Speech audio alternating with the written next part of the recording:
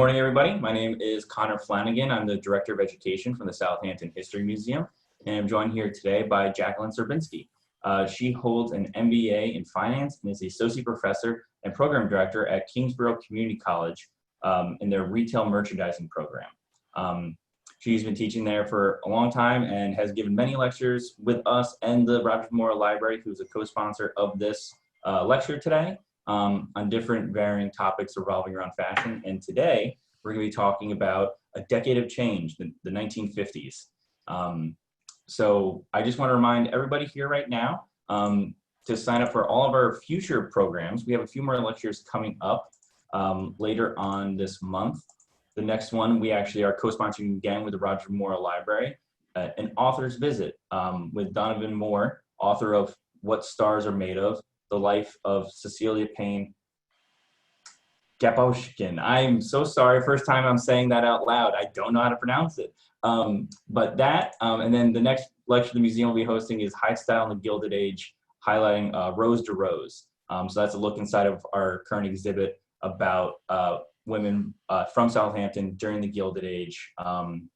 Since we've been closed, people haven't been able to see the exhibit, so we've been highlighting it, but we are now going to be open via appointment only. So if anybody does want to come see the exhibit, you just have to give us a call, make an appointment. You can come in and see it just as normal. So with all that said, we will get started with today's lecture. And I just want to remind everybody that if you do have any questions, comments, anything like that throughout the talk, at the bottom of the Zoom toolbar, you'll see there's a button that says Q&A and another one that says chat.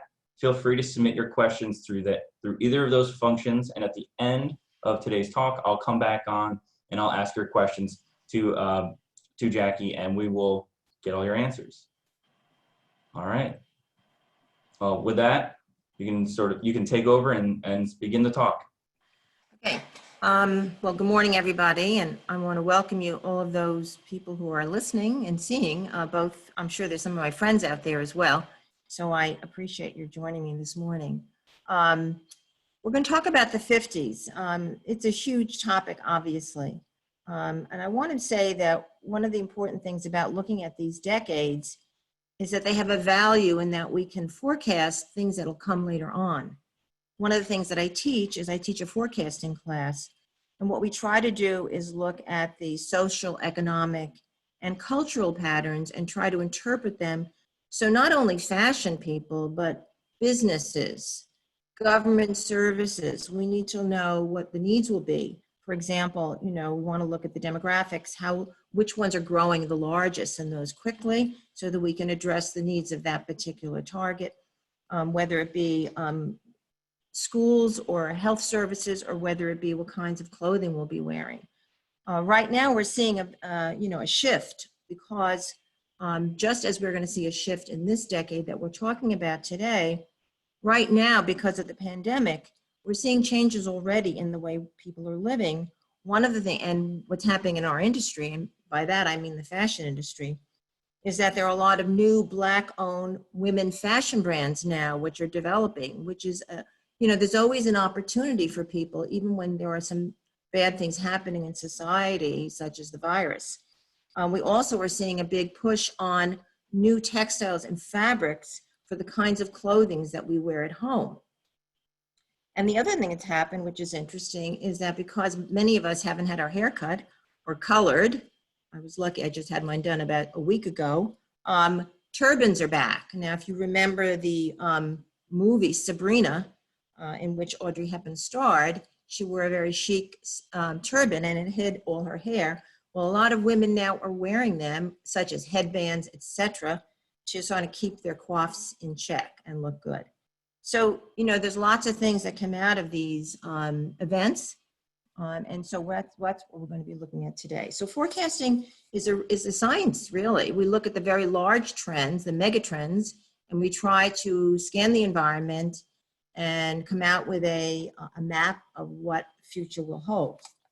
So in the 50s, it's a large topic because I call it a mixed decade, because we came out of the Second World War and there was all this pent-up demand, such as we're seeing right now with the pandemic. We know a lot of people have been home for months. And now retailing has started to rebound a little bit. People are going out and just wanting to shop again because they've been home so much. So we see this, this consumer body anxious to hit the stores or buy goods.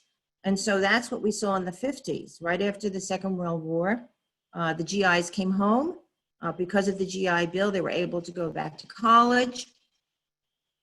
They started families, and because of the prosperity, they were able to plan for a home.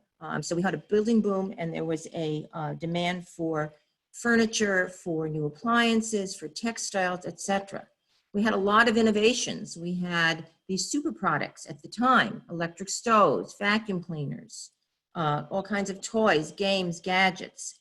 The TV, of course, was the most influential of all because it became the new entertainment center for Americans. Those of you who lived through this period, as I did, remember I Love Lucy and the Honeymooners. I also want to remind people that, you know, there were other shows, for lots of children's shows. And I remember as a young girl that my father bought us a television for our home. We were one of the first families in our apartment house, and all the kids would come down to our apartment to watch Howdy Doody. It became so popular that I know my father, we had one of those TVs that had doors on it. He actually locked it so we couldn't watch it, except during certain times of the day. TV became part of the home. There were actually even TV dinners that were developed that families could eat on their TV snack tables in front of television. So it became a very important technology, usurping the radio, of course, which was very important, especially during the Second World War. So the auto gave us speed and mobility. Interstate highways were built to meet the demand. And because of this, because of the car, because of the highways, we were able to see a suburban sprawl, such as Levittown, and this new suburban lifestyle began. Women could be at home now. If you recall, during the war, lots of women went into the factories to work because most of the men were serving overseas. So now they were back home, and the nuclear family became the ideal. It was possible to live on one income in those days, not like today, of course. There were some important big issues too: civil rights legislation, the Cold War, United States versus the Soviet Union. There was a lot of tension. When we were children in school, I remember we had these little drills that if there was a hydrogen bomb scare, we would have to all run down to a certain place in the school building to protect ourselves, which of course was difficult. I don't think we would have survived. But there was lots going on during this decade. And these are some of the major issues that we look at. So color TV eventually came as well. This is very similar to maybe if you remember what your TV looked like when you were a kid. Ours had little doors on it, but it's similar to this. And in this TV, we saw some of these pop culture idols, Buddy Holly, Chuck Berry, Elvis Presley, we'll talk about later, Gene Vincent, Nat King Cole, Patti Page, Perry Como, and Tony Bennett, who's still performing today. So these were very important stars and idols that we looked at that permeated all the broadcasting channels on TV. So this innovation crept into the homes as well. Here we see a woman in her very modern kitchen, and she has a refrigerator. She has a new electric stove. She has a vacuum cleaner. Those are new inventions that happened after the war. And because of the refrigerator in particular, we were able to have grocery stores, because prior to that time, it was not possible to freeze foods. We didn't have refrigerators. So that enabled us to see the sprawl of the grocery stores. And also, of course, the car took us out to the suburbs so that we could live away from the cities as well. So one of the big things, of course, is the shift in fashions of the 50s. Whenever there's a major shift in the environment, there's a shift in the way we dress. This is not unusual, and as we go forward into the other decades, we will see the same thing happen over and over again. So women's fashions of the 50s really actually started in the late 40s. Christian Dior, you will see, who debuted what is called the New Look in 1947, right at the end of the war. And you'll see the silhouette. This was a very important shift in the silhouette for women, and because it really symbolized the freedom that Americans felt at this time. In that, you'll see lots of fabric, lots of details in manufacturing of this garment, which was not possible during the war, of course. Also, as we go in later into the 50s, we will see the silhouette became a little slimmer, and the other important group is the teenager, and we'll talk about them in greater details. Sorry. So here's the American woman. Lord & Taylor was probably the first New York retailer to really focus on the importance of the American woman. It started, as you see, in 1945 and moved forward. And this was the classic look that we saw in the stores. You can look at the clothing. It's very conservative, very classic looking. And Lord & Taylor, if some of you remember, symbolized that American look with their symbol of the red rose, which was on all their shopping bags and boxes and in their front windows as well. So these are some other looks of what the American woman, some of the key issues. Of course, good grooming, very simple, natural, not a lot of heavy makeup, but yes, makeup every day, not to leave the house without makeup, hair groomed, shoes well shod, and a little bit of glamour. So the American woman was stepping forward, turning their back really on the European look. These are some of the things that are happening that we'll see in a little bit. These are the things that affected clothing and society, etc. The silhouette shifted to the hourglass figure. So the waist became really, really important. Synthetic fibers were were invented. We saw the first fiber in 1929, which was nylon, but by the 50s, we had Orlon and we had rayon, and we had some of the other magic fibers that brought down the cost of clothing. Women were back in corsets because if you look at these silhouettes that you will see, the waist was really important. So in order to achieve that look, you needed to wear a corset. Never to leave the house without makeup. That was another big emerging trend. Also, Jack Kerouac wrote his famous book, On the Road. That in itself, along with the teenagers, inspired a generation of what we call beatniks, who wore slim-fitting black clothes. Balenciaga was very important. In 1952, the sack dress came out. Now, this was, again, another shift in silhouette. So he really marked that silhouette for future use. And of course, Marlon Brando in The Wild Ones symbolized what we call the disaffected youth, which we will see. So this is the new look. This is Dior. This is 1947. And notice how full the skirt is, because I can't imagine how much fabric is in that skirt, but lots of fabric. This would not have been possible during the war because there was no fabric. And also the wonderful attention to detail on the jacket, the buttons, the lapel, the whole thing is just so refined and symbolizes, not that just most American women would not be able to afford this, but it symbolized, it was a cue, it was a marker for future clothing to come.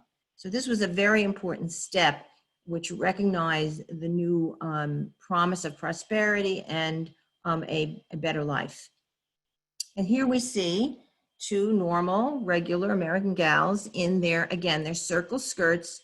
Again, the waist is the focus, as we saw with the Dior item. So when this happened, we saw two really big consumer groups emerge. One was the middle class.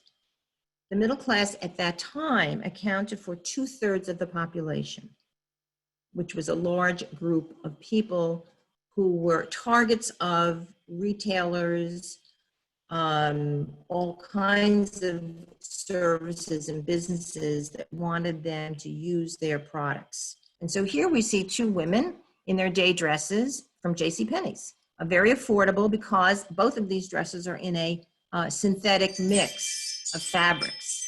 So it allows them to be less expensive than if we use all cotton or all silk or all wool. And so they can dress up in their new, what they're called contron, which is a trademark name for this particular fabric. So this was very typical of the kind of thing. Notice they have their gloves on and their hats, always. Suits were very conservative. This was a designer suit, but it really represents the kind of suit that you would see on a woman in the 50s. And here were some typical day dresses that women were wearing at the time. Again, the waist is really important, very conservative looking, as you can see. The skirts were below the knee, and that was true of teenagers as well, not just ladies. One of the important items that came out of the 50s was the shirt dress. And this came out of the designer Claire McArdle. So she was the first one to bring this to, actually she was very important in the development of American clothing for women, because if you know, remember before the war, Europe was really the direction that designers and manufacturers took for clothing. That all changed after the war. We looked within the country for our own look, our American look, our sporty look, our casual look. We wanted to be Americans. And so here we see the shirt dress, which was very innovative and became sort of very timeless. It was very prophetic because we see this shirt dress over and over again into the modern day silhouettes. And suits were also, again, the waist is there, two-piece. Now you can see they've gotten a little slimmer than when we saw the Balenciaga suit earlier. They were tight at the waist, they were fitted through the bodice, and they accentuated the hip. So again, the corset would be important for women wearing this kind of an item. Again, here's Claire McArdle, another adaptation of her American look. And finally, another take on the shirt dress. Again, you see the waist is always the focus. You know, in every generation or every shift in design, a different part of the body is usually focused on by designers. In this case, in the 50s, it was the waist, and that took us through many, many of the years. As we said earlier, hats and gloves were always important. A woman never left the house, the adult women, without a hat and without a pair of gloves on. So the glove business was very important, and that all disappeared after women stopped wearing gloves, and so that whole industry left us. And the men also were important. Their clothing changed as well, because as we know, many of them were in the military, and so that they were looking for more comfortable clothing after all the years in military uniforms. So here we see the sort of relaxed suit that a man might wear. Notice always the hat. The hat was really important at all times, and also the pocket handkerchief was there, and even the tie clip, which became very important at the time, and the black tie. The trousers were a little slimmer than they were in the 40s, and so men were starting to feel more relaxed. And if you recall that famous movie, The Man in the Gray Flannel Suit, which took place during this time period. And there was a casual look for men as well. Men went sporty. They went away from the formality of wearing a suit all the time. So we see these young men here. Some of them have sort of plaid sport shirts on, maybe little vests under their jackets, but not always the formal suit. Synthetics were important for men too. Here we see a blend shirt offered by the brand Arrow. I think they still may be in business. And this was at the lower price of $6.50, which I'm sure at the time was not that inexpensive, but certainly you can see. And what's different about this, it's a detail that only people that study clothing would know, is that at this time a man could buy a shirt in any neck size and sleeve length to fit his arm and neck. Many years later, we standardized it. So now men can only get certain popular neck and sleeve length. So that all changed. But at the time, you could get one that fit you exactly. And here we see the synthetics were important in the menswear market as well. And here we see the typical clothing, suits, sports jackets, double-breasted, single-breasted, the sports jacket over the trousers, again, the pocket handkerchief, and of course the hat was very important. I remember my dad always wore a hat when he went to work. I never saw him not wear one. The teenager. This is actually, it was a new word at the time. They became the most important new consumer segment to hit the markets. And as I said, this was a new word that we had never used before. I don't know who invented it, but it's a new social group. The dress that they wore, what they wanted to wear was to show their independence. So here we see a typical view of this young woman and guy doing probably the Lindy, asserting their independence, wearing drain pipe jeans, bobby sockers in Poodle Skirts. Marlon Brando inspired a lot of men's clothing, the beatniks in Bohemian Black. This was a new cultural model, very important. They really wanted to shock their families into saying we were different. Here's our Poodle Skirt. If you were a teen in the 50s, you probably had one and you wore it with white bobby socks and bucks. So they were, again, the waist was important, but very full and circular. And here we see the crinoline under this, the little dressed up teenager, but was important to this dress, what was underneath it to give it the poof that she admired. And so we call those crinolines. Some of you remember there were stiff underskirts, like a slip that we'd wear under our dresses to give them that fullness. And again, it sort of mirrors or echoes what Dior said about the skirt. And here's a real great look about the real teenagers, I call them, because we see the rolled up jean, we see the skirts below the knees, we see capris, we see the scarf. Now, I don't know if you can see it, but in this young lady right to the left, she's taken her scarf and tied it under her neck, and then she pulls it to the back and ties it again. This was a typical way to wear a scarf at those days. And we see the cardigan sweater used as a blouse, buttoned up, and we also remember wearing them backwards. That was a new trend. Instead of wearing them buttons in the front, we wore them with buttons in the back. We wanted to be different. We wanted people to notice us. We wanted to rebel. And girls would get together and play their 45 records on their little phonograph machines. And there we see this young lady showing her friends her wonderful Poodle skirt with different appliques on it. So the teens were really important. And in this little shot, we see how teens even dressed in this little shirt for their soda fountain dates. That was typical of the time. But part of this group was also the rebellious, the disaffected young men whose identity markers were both Marlon Brando and James Dean. You may remember these important people. Here's what a bunch of guys looked like in those days, mimicking what they saw on the screen from Brando and James Dean. Notice the jackets, the jeans, the hair is very significant because it's all rolled back and slicked, and much different than what parents probably wanted them to look like. And here we see Brando in the famous jacket. This jacket was very influential, and it became a standard silhouette down the decades. To this day, we're using this style in various fabrics, both for men and for women. And so it was a very important jacket. Remember, in the Wild Ones, which I think this shot is from, he symbolizes the rebellion that these young men wanted to emulate. And here we have James Dean.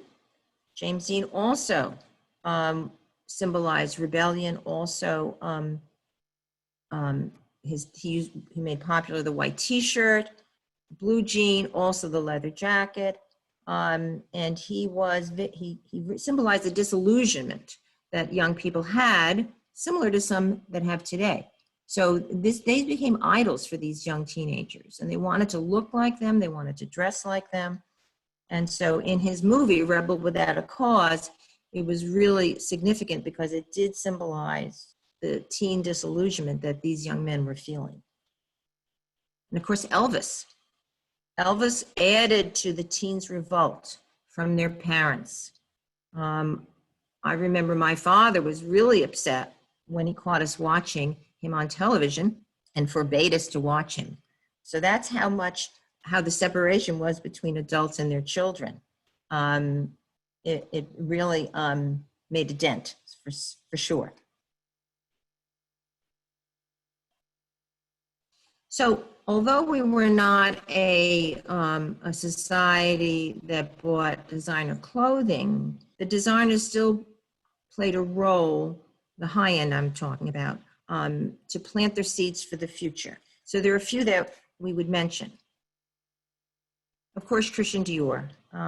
He really signaled the new silhouette, and you see here one of his garments that epitomizes that look. Charles James. Now, Charles James, if you might have gone to the wonderful Metropolitan Museum of Art exhibit about 3 or 4 years ago, and which focused on, this is what he was famous for, his evening gowns. But the most important thing about his gowns was the architectural structure of the clothing, the way they were put together, almost like a building. And so he became very influential for later designers. And Balenciaga, of course, here we see the sack dress, 1952 this was, which sort of led the direction for a new silhouette and continued to be important, of course. And of course, Claire McArdle, she was so important to American clothing that Time magazine put her on the front cover in 1955 as the leader of the American design. And so here we see some of the looks that she made famous at the time. A very significant, very important designer. And you might recall other designers similar to her, such as Bonnie Cashin, who had that same, American designers were finally getting their due in the United States. And in our homes, we were going modern as well. It wasn't just in our clothing, we were going modern and minimal. And so we see here a typical home. Notice the graphics in this room, a lot of Scandinavian-inspired graphics and shapes, things that people wanted, things that were that matched their new innovations in their kitchens and the other places in their home. They wanted the furniture that kind of matched it as well. They wanted the fabrics that went with it, and they also wanted it to be comfortable. So we have a couple of shots here of what it might look like. This was very typical of the graphics of the time. They were all very geometric. The wall clock, the modern floor lamp, notice even the pillows, and the minimal coffee table. In the kitchen, we might have seen it carried out into Formica countertops and linoleum floors. And here are two very interesting 1950s graphics that were used in draperies, in upholstery, on pillows, etc., because they sort of represented the modern look that Americans were looking for. At the end of all this, as the US transitioned to the 60s, as expected, this would change. In the late 60s, into the 60s, it had so many different things that happened that changed the way we wanted to dress.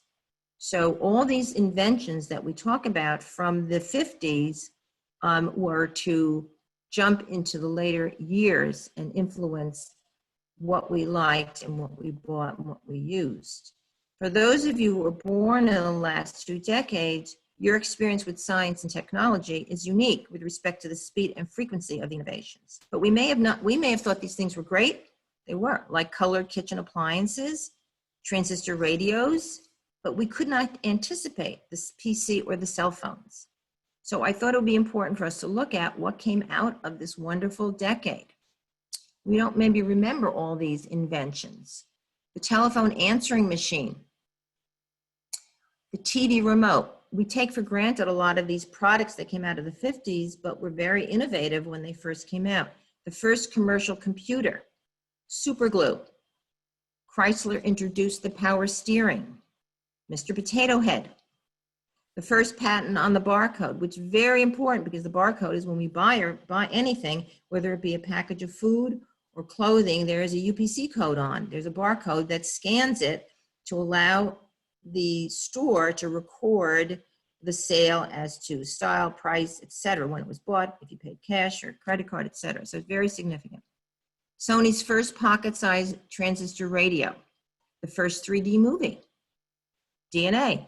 Francis Crick and James Watson discovered the double helix for DNA. We know how important that is today. Contact paper, the Salk vaccine.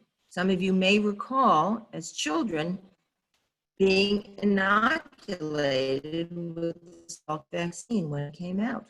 Saran wrap, what would we do without it? TV color broadcasting, nonstick pans. GE was the first company to come out with the color appliances. The pill, which was significant in that it changed society, men and women and their relationships. And the first computer hard disk, Scotchgard. Whiteout. If you recall, if you typed in the olden days, you used some kind of white paper to try and cross out your mistakes. Well, now we were able to use whiteout, which was a little bit easier than what we used before. The atomic particle, Velcro, pacemaker, and the hula hoop. So all these inventions really shaped our future. None of them necessarily, I forgot to mention the pacemaker, which was very important. None of them in by itself was important for future generations because they changed. The telephones changed, TV remotes changed, the way we watch movies changed. No one could have anticipated streaming, but they certainly, I think what it shows you is, and these are only some of the things that happened in the 50s. There are many more that I did not itemize here, but they show you how important this decade was and how it really shaped the future for us. So now if you have any questions, I'd love to answer them.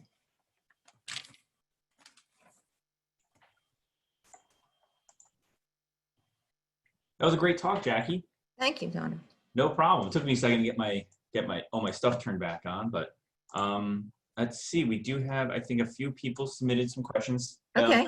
Now that she is finished, if anybody does have any questions, please, again, feel free to submit them.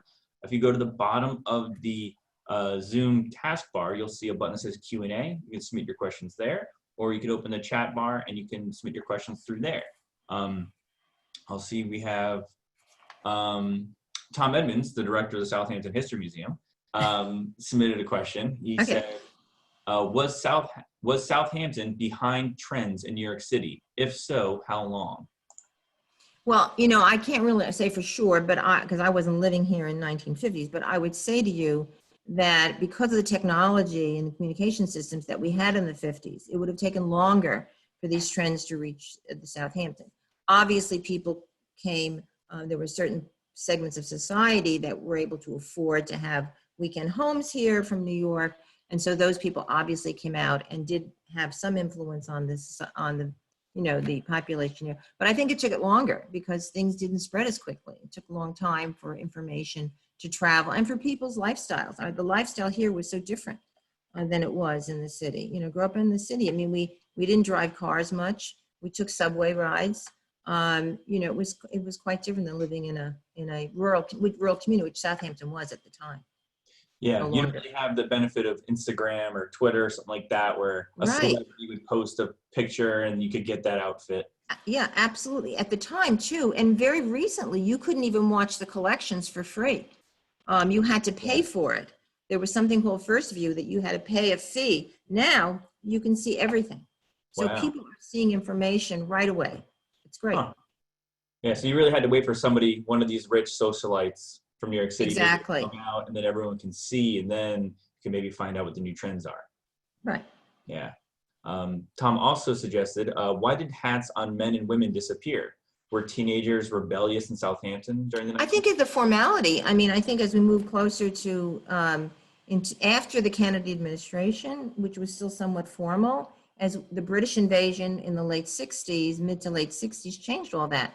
You know, we went through the Vietnam War, a lot of rebellion, a lot of, rejection of the past. And I think that had a big influence. And we looked to the youth really shoved it into our faces. And I think it was the young segment of society that made that happen, because if, in the late 60s, we had Mary Quant and Twiggy and, the Beatles and all those people. And they really made that happen, I think. Interesting. And then Penny Wright from the Rogers Memorial Library asked, did you idolize the Mouseketeers? She said that she did. I don't think they were a big hit for me, but I certainly liked Elvis and, Marlon Brando. But I think it was different for, teenagers. They liked some better than others, certainly, But I remember the Mouseketeers, of course. I could probably sing you the song if I tried. We have another question from a woman named Eileen. She says, for how many years was this sack dress popular? Well, it was introduced in 52. So it took a while before, we were looking at the waist for so long. I think it takes a while for people to adapt. The only example I can give you, for example, right now, women have been used to wearing very tight, skinny trousers. We've been wearing them for a long time. And now we're seeing a little bit of a movement to a wider trouser, but it's taking a long time because we're so used to wearing those slim, stretchy things that we don't want to give them up. And so I think the same thing was true of the sack dress, that it took a while. I think we went into the 60s, we saw people start to take that chemise look and wear it and not have the waist as important. So I'd say mid 60s or so. Okay, so a good while. Yeah. And then the last one we have here, not a question, but a comment. This is from Anne. She said that she loved the way the presenter tied historical events and timeline to influences on fashion. And she said that you're a wonderful storyteller, and this was a great topic. Oh, thank you. Well, I've been doing this for a long time. And I came out, I worked in the industry before I taught. So, I bring to the classroom all my experiences. I worked in manufacturing, I worked in retailing. So it helps to have lived the life if you're going to teach it. So I think that, I try to keep up to date with what's going on too. So that helps. So, but I appreciate the compliment. Thank you. And as it turns out, a college professor who spends their whole day lecturing and talking, pretty good at giving lectures. Yes, we can talk a lot, yeah. Sometimes too much. Well, if nobody else has any questions, again, I want to thank you on behalf of the Southampton History Museum and the Rogers Memorial Library for participating and giving this great talk this morning. I know everybody here, all 20 of us enjoyed.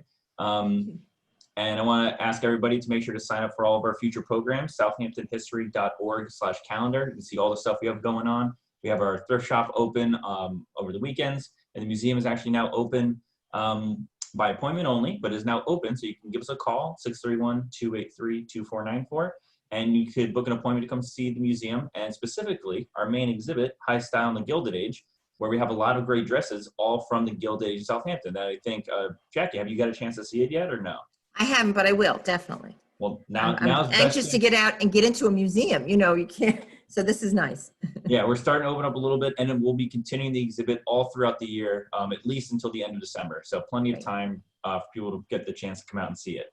I will. All right. Well, thank you, everybody. Enjoy the rest of your day. And thanks for coming. Bye-bye. Bye.